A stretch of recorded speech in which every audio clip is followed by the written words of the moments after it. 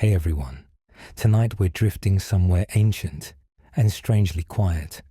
No dragons or fire, no vengeful ghosts, no thrills, just the Greek underworld. Yes, the place most warriors feared, poets whispered about, farmers avoided on superstitious nights. Whether you're listening from bed, the couch, a night shift, or a train running a little too late, let me know where in the world you're tuning in from and what time it is there. And if you enjoy these quiet explorations, consider liking and subscribing. It really does help keep these whispered journeys coming. But for now, dim the lights and let your world fade away. Congratulations. You've just stepped into the realm that ancient Greeks called, what was it again? The Underworld, Hades, the realm of shades. Doesn't matter. Your surroundings don't change much once you're there. You might expect flames, torment, and screaming. But here's the thing. Most souls didn't get tortured. They didn't get rewarded either.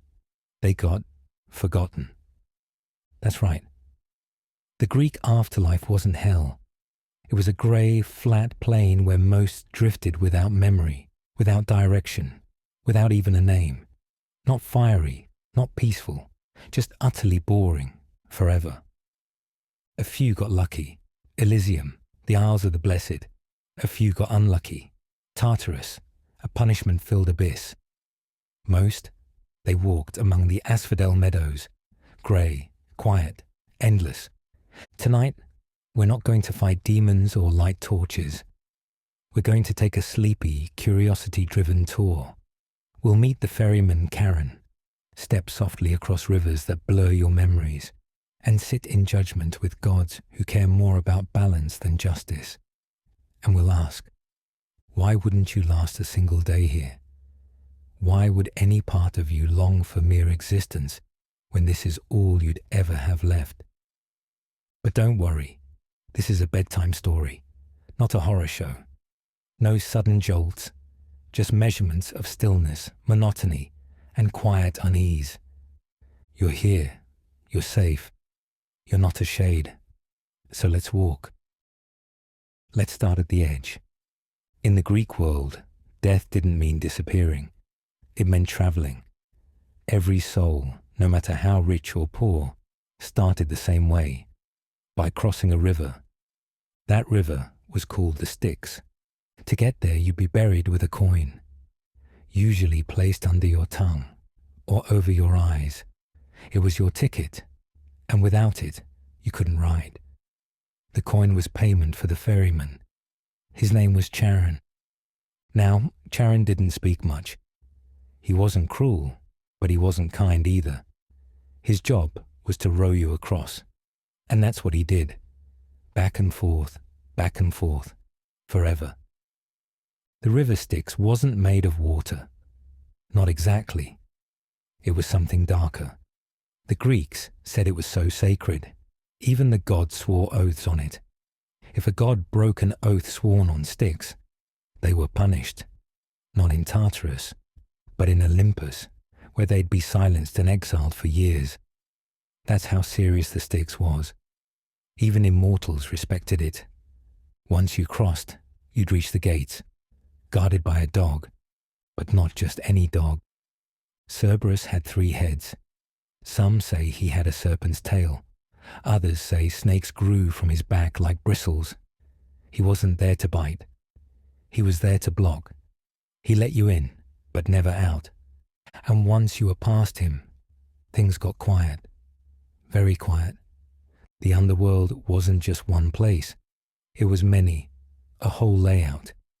You could think of it like a strange underground country, with districts, neighborhoods, and boundaries you didn't cross.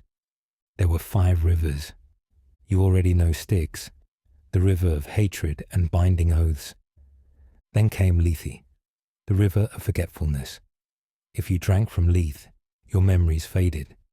Slowly, gently, you forgot your name, then your family, then your life. Eventually, you forgot you had ever lived at all. There was also Acheron, the river of pain. Phlegethon, the river of fire, though not in the way we picture fire today. And Cocytus, the river of wailing. But rivers weren't the only feature. There were fields, gates, judges, courts, and outcomes. After crossing the rivers, every soul stood before 3 judges. Their names were Minos, Rhadamanthus, and Aeacus. They didn't ask if you were good. They didn't ask if you were evil. They asked if you were balanced, if you lived with honor, if you paid your debts, told the truth, honored the gods, and didn't disturb the world more than necessary. Based on your answers and your life, you'd be sent to one of 3 places. Some souls went to Tartarus. This was the deepest part, a pit beneath the underworld, even darker than Hades itself. Tartarus wasn't made for normal people. It was made for traitors, for monsters, for the enemies of the gods. Those who ended up there weren't just punished. They were trapped in cycles. Sisyphus pushed a rock up a hill, only to watch it roll back down, forever. Tantalus stood in water he couldn't drink, beneath fruit he couldn't reach, forever. But most people didn't go there. Most also didn't go to Elysium. Elysium, or the Elysian Fields, was paradise, green, open, full of sunlight and music, a kind of heavenly meadow. But it was rare, reserved for heroes, for those chosen by the gods, for those who earned it through action and honor. No, most people went somewhere else, the Asphodel Meadows.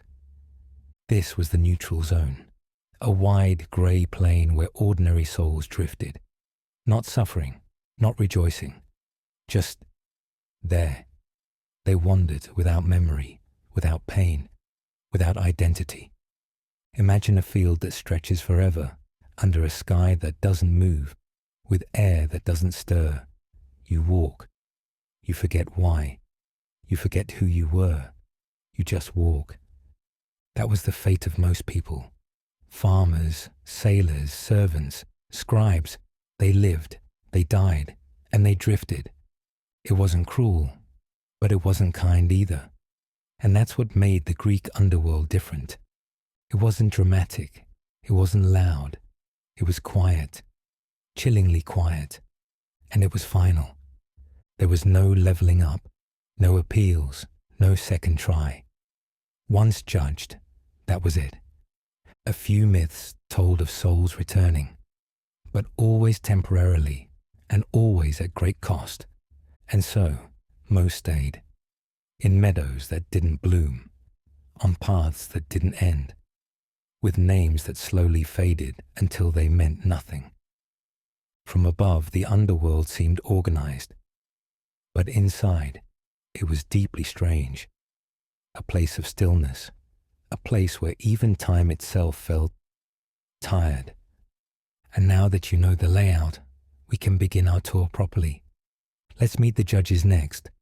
They'll decide where you'd go, if you'd be one of the lucky few, or if you'd end up walking that endless grey plain. But don't worry, we're only visiting. Let's step a little deeper now. Once you crossed the rivers, once the coin was spent, the boat had docked, and Cerberus had let you pass. You didn't just start wandering, not yet. First, you were judged. The Greeks believed every soul went before 3 figures. They weren't gods exactly, but they weren't just men either.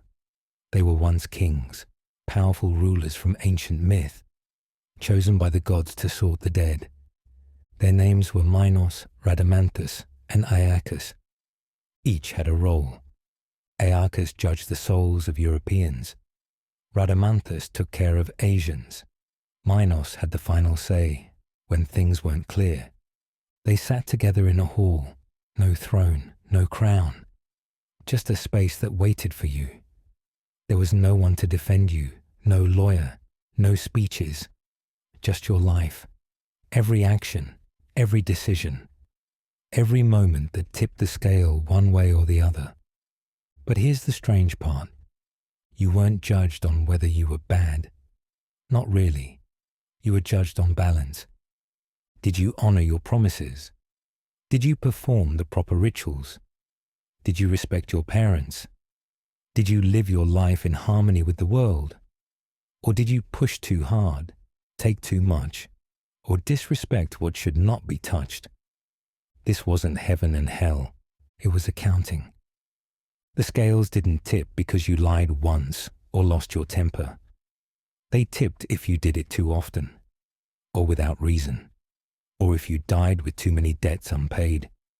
Not just money, but favors, duties, and obligations to gods and family. If the balance was right, you might be rewarded.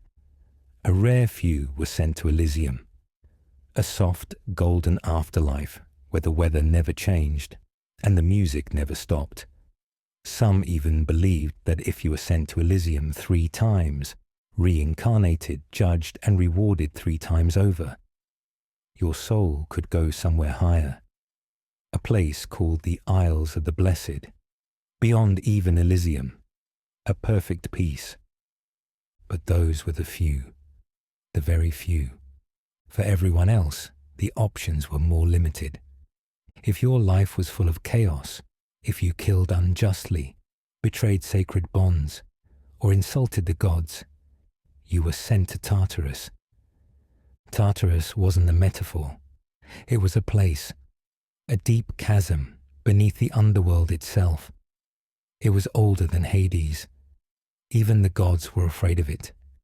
It was where monsters were chained, titans too, the ancient enemies of the gods. And it was where the worst human souls were sent. But again, not most. Most souls weren't good. They weren't evil. They were just average. Not brave enough for heroism. Not cruel enough for punishment. Just people, living their lives, trying their best, making mistakes, fixing some of them, forgetting others. Those souls were sent to the Asphodel Meadows. No torture, no reward, just walking, and eventually forgetting. Now and then, the judges made strange decisions. Some heroes, brave, noble, admired, still ended up in the meadows. Some villains, it said, found loopholes. Take Achilles. He fought with honor, but also with pride. He was brutal, but also loyal. It's unclear where he ended up. Take Sisyphus, a clever king who cheated death more than once, only to be caught and sentenced to push a rock uphill forever. Then there's Orpheus, who risked everything to save his wife. He didn't stay in the underworld, but he broke the rules. He looked back when he shouldn't have, and he paid for it. The point is, the system wasn't perfect, but it wasn't random either. The judges weren't cruel. They didn't shout. They didn't accuse. They just looked at your life, all of it, even the parts you'd forgotten, and then they made their choice. Sometimes you didn't even notice the moment they decided. One would nod, another would point, a third might raise a hand. And just like that, you were sorted. No announcement, no verdict read aloud, just a direction to walk, a gate to pass through, and a future, permanent, unchangeable, waiting behind it. It's strange to think how little control you had. No appeals, no do-overs. You didn't speak for yourself. You didn't argue. Your life did that for you. And once judgment was passed, there was no turning back. Unless, of course, you were still alive. But those stories, the rare visitors from the world above, we'll save those for later. For now, imagine this. You're standing in a silent hall. Before you, 3 ancient kings, faces calm but unreadable. Behind them, the path split. Elysium, Tartarus, Asphodel. You don't know where you'll go, but you know one thing. Once they decide, it's forever. And that's what makes the judgment so heavy. It's not the punishment, it's the permanence. But don't worry, they're not judging you tonight. we're just passing through. Next, we'll explore what the underworld actually feels like. Not the layout, but the experience, the sounds, the air, the parts that don't show up on any map, but never leave your mind. Now that we've seen the map, the gates, the rivers, the judgments, let's step past all of that. Let's walk into it. Because while the structure of the underworld might look organized on a scroll or in a myth, living in it, or even visiting it, was something else entirely. The Greeks didn't imagine this world as fire and smoke. It wasn't full of howls and screams. It was quieter than that. Picture this. You're walking across a wide plain. There's no wind, no trees, no sun. The sky isn't black, but it's not blue either. It's just dim. You don't feel tired, but you don't feel awake either. You try to remember your name. It's there on the tip of your tongue, but it slips away. You think about your family. You know you had one. You think, but the images are fading. You pass another soul. Neither of you speaks. Maybe you nod. Maybe you don't. The moment is already gone. This was the heart of the Greek underworld. It wasn't built to hurt you. It was built to erase you. And the longer you stayed, the more of yourself you left behind. Lethe, the river of forgetting, was part of that. But it wasn't just about drinking the water. The entire place acted like Lethe, softly, slowly, quietly. It stripped away everything that made you, you. Not all at once, just a little more each day. Your voice, your laugh, your favorite song, the stories you once told, all of it faded until there was nothing left to miss. This forgetting wasn't painful. It wasn't like losing a loved one or forgetting an important fact. It was peaceful, too peaceful. It was a kind of silence that wrapped around you, a kind of stillness that pressed in from every side. Even the sounds, when there were any, were quiet. Sometimes there was the soft lapping of water, a faint whisper from another soul, the distant echoing sound of a chain or a sigh, but mostly it was just your own footsteps, and then maybe not even those, because sound too started to drift away. There was no hunger, no pain, no real thought, just drifting. The Elysian fields were different. There the grass was green, the air was warm, the music never stopped. Heroes feasted and danced, but even that version of the afterlife was slow, gentle. Nothing urgent ever happened again. In Tartarus, the rules bent. There were cries there, and heat, and punishment. But you had to do something extraordinary to end up in Tartarus. Everyone else, they just walked. Some myths say you could still feel emotion in the meadows, that you could long for things, even if you didn't remember what they were. You could feel sadness without knowing why, or joy, briefly, without cause. But most accounts say that even that faded with time. Eventually, you became more shape than person, more shadow than memory. No one spoke your name, no one remembered your face, and you forgot too. That was the Greek vision of death, not suffering, but vanishing. It was this quiet horror that made death so frightening. Not pain, not monsters, but nothingness. The kind that felt soft and endless and slow. And that's why so many Greek heroes fought it. Why they tried so hard to stay alive. Why even the gods feared being forgotten. To the Greeks, memory was power. To live in someone's story, to be remembered, to have your name passed on, was a kind of immortality. But here, in the underworld, no stories lasted. Not for long. Unless you were someone special. A soul that made too much noise in life to disappear in death. Those souls, the tragic, the heroic, the cursed, still lingered in the underworld with purpose. They had roles, they had presence, but for the rest, silence. Even time felt strange here. You couldn't count hours. You couldn't guess how long you'd been walking. There was no sunrise, no seasons, no clocks, just forever.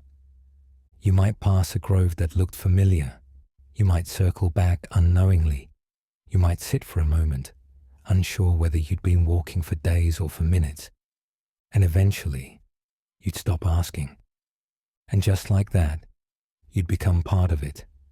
No resistance, no complaint, just stillness. That's what the underworld felt like. A place where nothing hurt, but nothing changed. A place where you were never cold, but never warm either.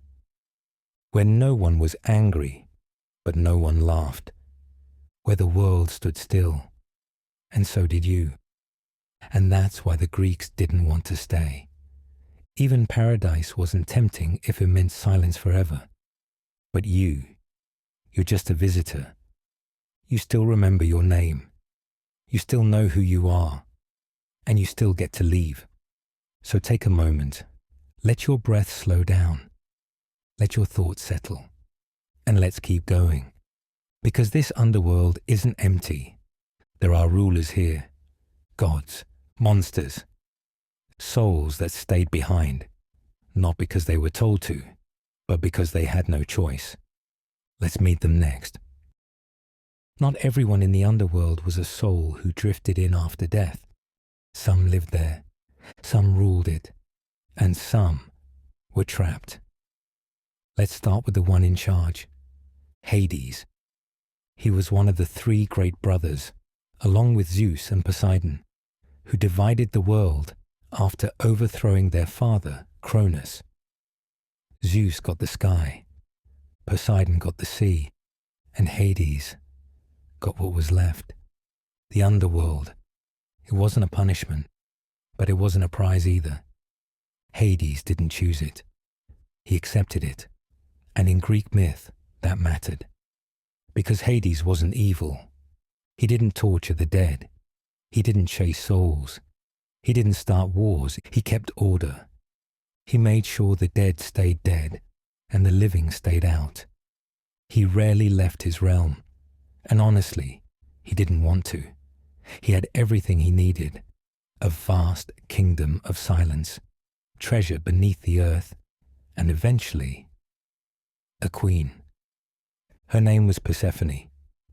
But that's where the story gets complicated. Because Persephone didn't choose to live in the underworld. Hades took her. He saw her in a field one day, the daughter of Demeter, goddess of the harvest, and pulled her down into his world. The ground opened, the chariot rose, and Persephone vanished. Demeter searched for her everywhere. When she couldn't find her, she made the earth go cold. Crops died, fields withered, winter began. Eventually, the gods stepped in. A deal was struck. Persephone would return to the surface, but only part of the year, because while in the underworld, she'd eaten 6 pomegranate seeds, and that meant she belonged to it. 6 months above, 6 months below, and so each year the world blooms when Persephone returns, and fades when she leaves. She didn't want to rule the underworld, but she became its queen anyway, and she adapted. With her there, the realm wasn't just shadows. It had seasons, cycles, memory, and Hades, for all his power, treated her as an equal. They ruled together, quietly, permanently, but they weren't alone. Just past the gate stood Cerberus, the 3-headed dog. He didn't bark much. He didn't chase. He didn't bite unless you tried to leave. He guarded the threshold. His job was simple. Let the dead in. Keep the living out. And he was good at it. Some say he wagged his tail when new souls arrived. Others say he never moved, just watched, with eyes that didn't blink and ears that caught everything. He wasn't trained. He didn't need to be. He just was. Farther in were the Erinyes, also known as the Furies. They weren't gods, not quite monsters either. They were spirits of vengeance. When someone killed a family member, especially a parent, and tried to run from justice, the Furies would find them.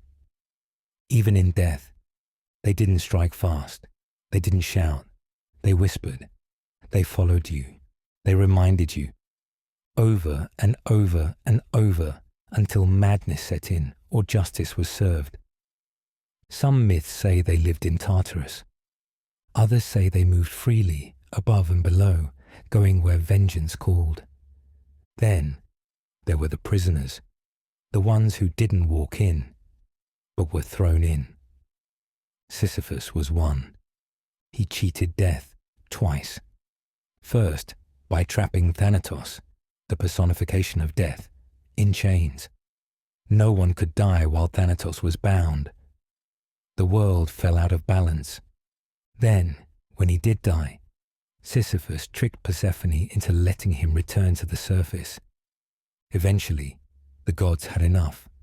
His punishment: push a boulder up a hill, only to watch it roll back down, forever. Each time he reached the top, the stone slipped from his hands, and he started again.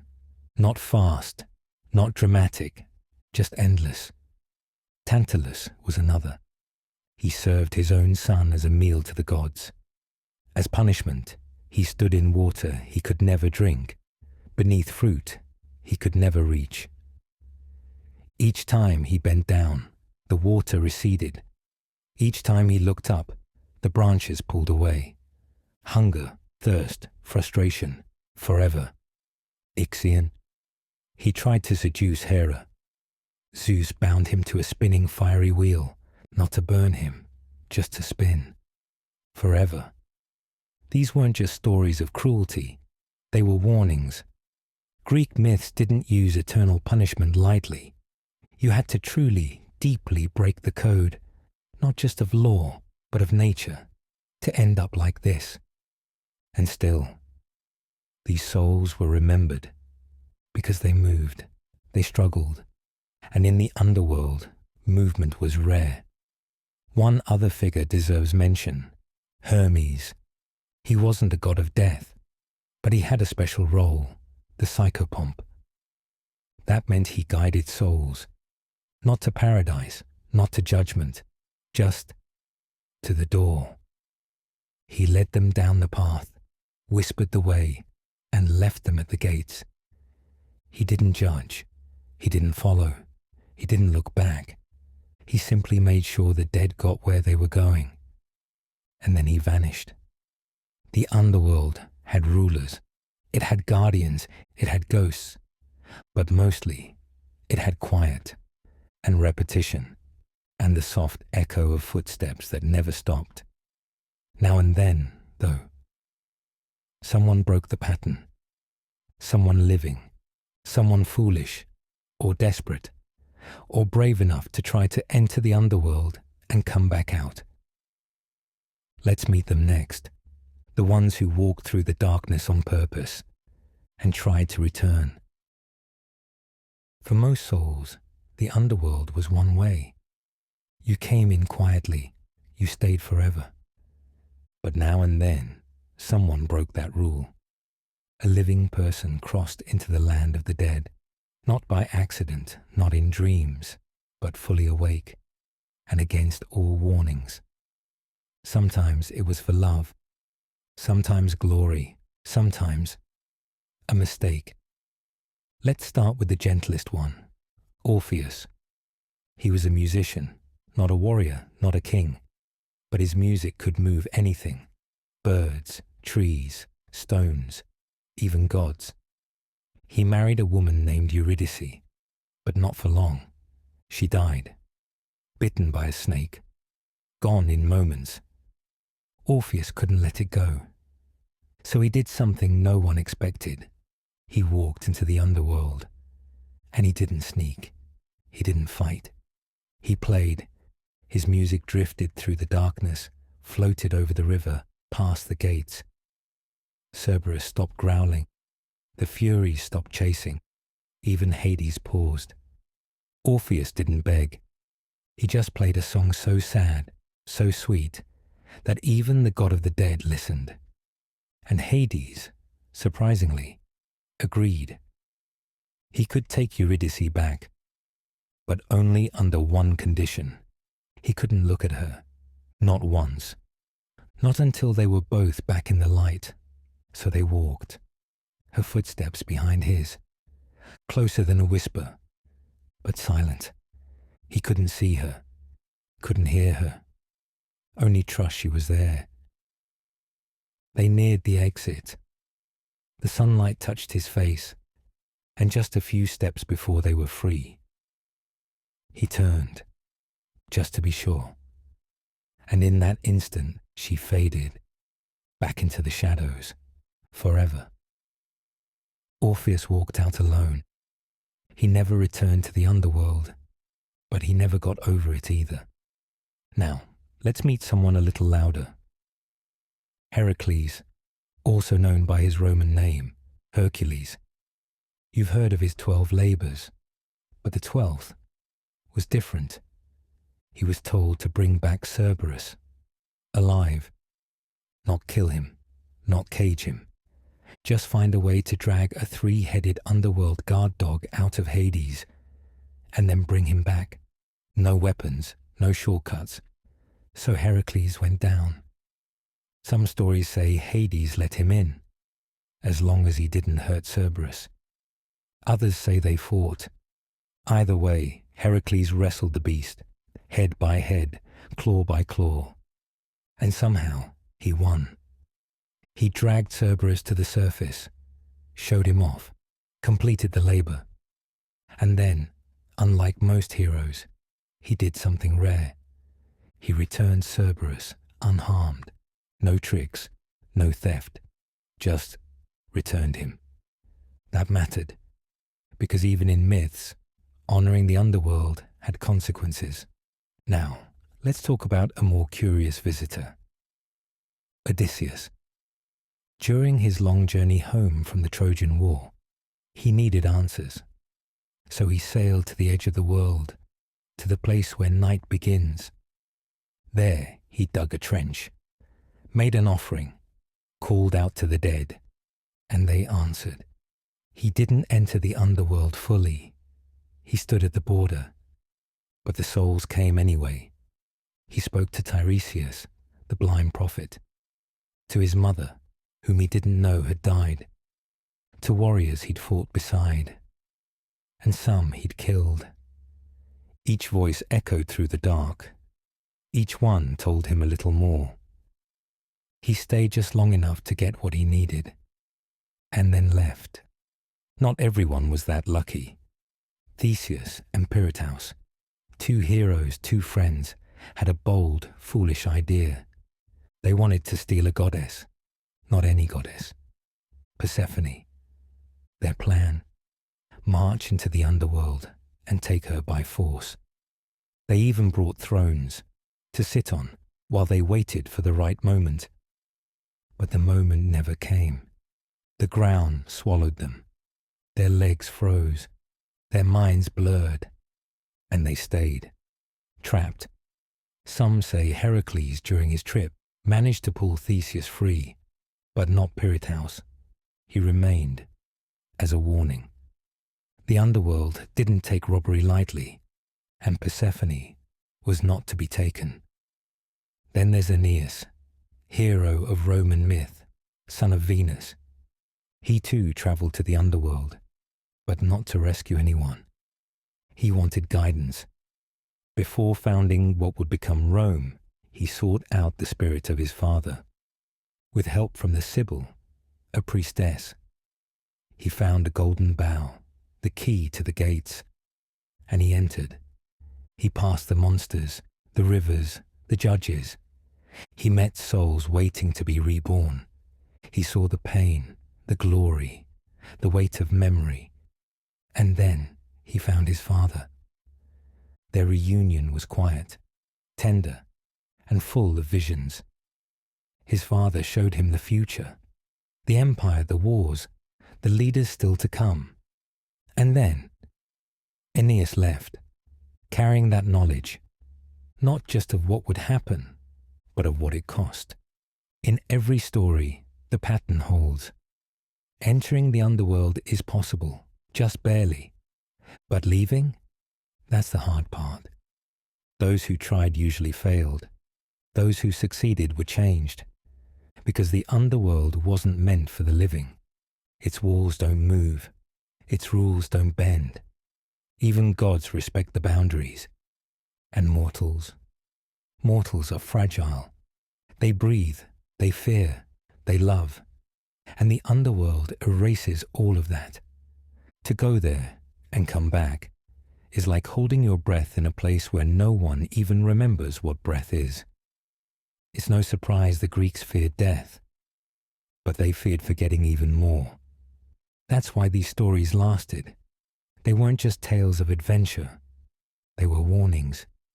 If you go too far, if you push too deep, you may not come back whole, or at all. And even if you do, you'll never quite forget what you saw. But you're just listening, safe, warm, breathing. You don't have to cross rivers, or face monsters, or walk through fog. You just have to rest. And we've only got one part left. Let's talk about why, even with all this, you wouldn't last a single day in the Greek underworld. It's not because of fire. It's not because of monsters. It's not even because of fear. It's because of silence. The kind of silence that doesn't end. The kind that wraps around you like a heavy blanket. Warm at first, then suffocating. The underworld wasn't designed to hurt you. It was designed to hold you. And once you were inside, everything you knew began to slip away. Not all at once, not violently, just slowly. You forget your name, then your voice, then even that you had one. You stop asking questions. You stop counting time. You stop waiting for change. Because nothing ever does. The air doesn't move. The light never shifts. Even your footsteps feel quieter than they should. The rivers still flow, but they don't carry anything. The meadows stretch on, but they don't grow. And the other souls, they're not angry, they're not sad, they're not anything, just shadows of who they used to be.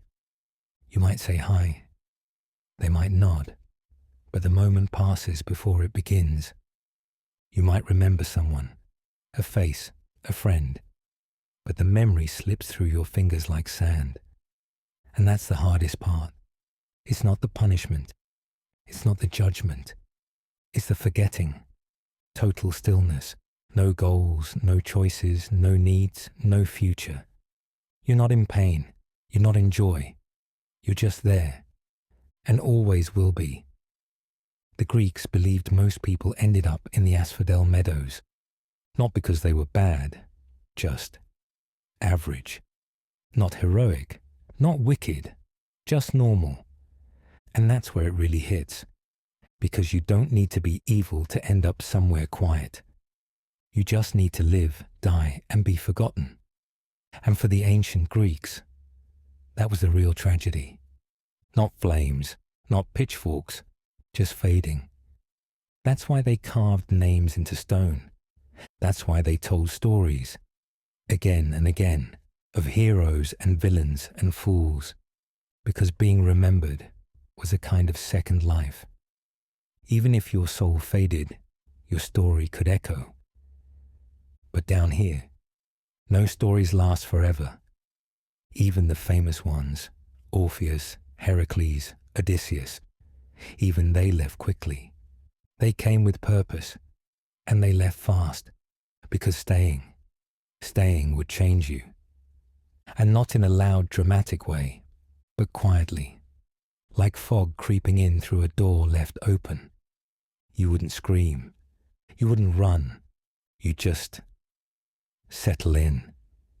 You'd think, I'll just sit for a moment. And then a moment becomes a week becomes a year. And then you don't remember what you were waiting for or why you ever cared. That's why you wouldn't last a day, because you're used to time, to questions, to sound, light, movement, even when things feel slow. But here, slowness becomes forever, and forever becomes nothing. You might think you'd fight it, you'd resist, you'd shout, you'd run. But no one runs in the underworld. There's nowhere to go, no one to hear you. And eventually, you stop shouting, you stop resisting, and it feels peaceful. But it's not peace, it's erasure. Even the gods feared it. Even Hades, for all his control, kept his distance from certain things, because once something's forgotten, it's gone. The Greek underworld wasn't cruel. It was indifferent. You weren't punished. You were unmade. Not by fire, but by quiet. That's why you wouldn't last a day, because you still remember who you are. You have a name, a voice, a favorite sound. You know what time it is. You know where you are. And you know this isn't forever. You're just visiting. The gates won't close behind you. The river won't pull you under. Cerberus isn't watching you. Hades isn't judging you. Lethe isn't calling your name. You're not one of them. You're here, alive, safe, and maybe, just maybe, already halfway asleep. So if the underworld seems strange, or cold, or endless, just remember, it's not your world. It never was, and it never will be. You've made it all the way through, past the fog, past the gates, past the stories whispered by firelight for thousands of years. The Greek underworld was never meant to scare you. It was meant to explain what happens after the last page turns. It wasn't punishment. It wasn't heaven. It wasn't hell. It was something older than all of that. A place where names dissolve, where time forgets how to tick, where the loudest sound is memory. But you're not there. You're here, wherever here is. A bed, a couch, a night train moving softly through the dark. And while the underworld may be endless, this story isn't. It has an edge, a gentle one. So if your eyes are closed now, let them stay closed. Let the ferryman rest. Let the gates stay shut. Let the fog roll back into its corners. There's nothing left to remember tonight. You don't need to carry any of it with you. Not the rivers, not the shadows, not even the names. All you need is this moment, this quiet, this breath, the kind that belongs to the living. Thank you for joining me. And before I go, let me know, softly, if you're still awake, where in the world you're listening from, and what time it is there. You've seen enough of the underworld for one night. Now, it's time to rest.